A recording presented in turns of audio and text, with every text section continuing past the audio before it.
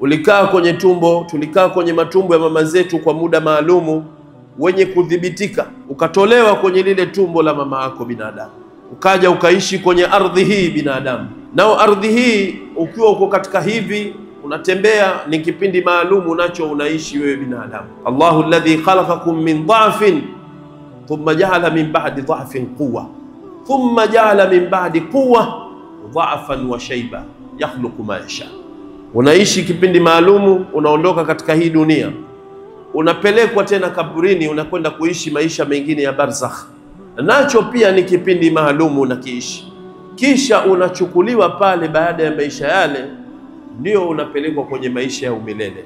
Hayo maisha ya umilele umeyatengeneza katika hii dunia, katika hichi kipindi ulichokuwa nacho, ima uende peponi ukaishi milele, ama uende motoni ukaishi milele.